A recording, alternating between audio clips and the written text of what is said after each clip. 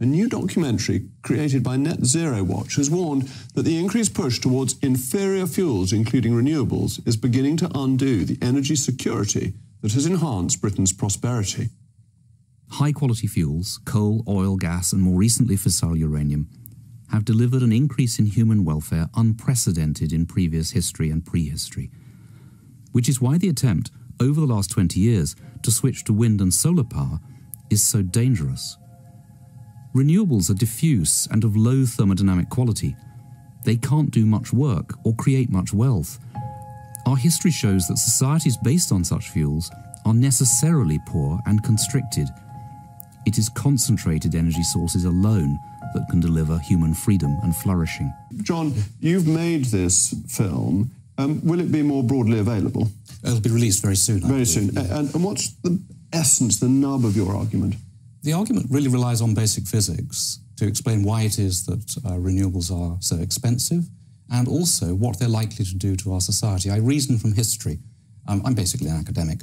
I've been given these lectures for several years now, talking about the thermodynamic quality of fuels and how they create diverse societies when they are superior, that's to say low entropy, as we say technically, and they're very dense, high-quality energy, and how they're likely to create constricted and poor societies if we force them back into the economy. So I'm reasoning from history and indeed a great deal of empirical data. And your basic argument is that we have got richer and richer as we have used more efficient forms of energy, starting with wood and working all the way through to gas. Economic history is extremely clear on this point.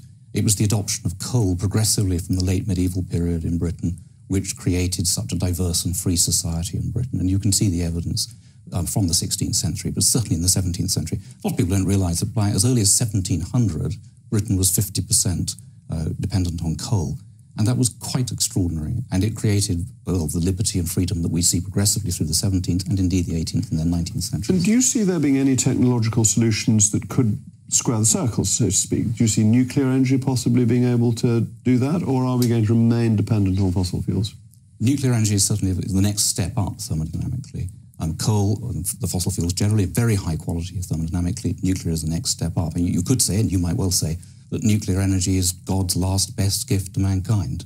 The key point here to understand is that although the GDP has risen, our energy consumption has fallen very sharply since 2005, by nearly 30% in total, and electricity consumption has fallen by 22%. These are the largest falls in recorded history. They're extremely serious and grave indicators of health. No, they're positive. No, they're very damaging because you cannot explain it. Why is efficiency damaging? It's not efficiency. Efficiency measures cause an increase in consumption. The logic on this is absolutely well known in the sector. It's called the Jevons paradox, in case you don't know about it. But what's happened is that the state is borrowing more money and therefore subsidising the import of constructed goods from other parts of the world. So we have the illusion of wealth in the United Kingdom, but not the reality of it. We're not able to actually make things here. Why is energy consumption falling? It's price rationing. We've greatly increased the cost of electricity through here. So the renewables industry claims to be becoming cheaper. We know thermodynamically that's extremely unlikely, indeed I would say impossible, and most physicists and engineers would say so too. What's actually happened is that they have been subsidised very heavily and they continue to be subsidised. So it's around about 10 billion a year, and that's not counting the system costs.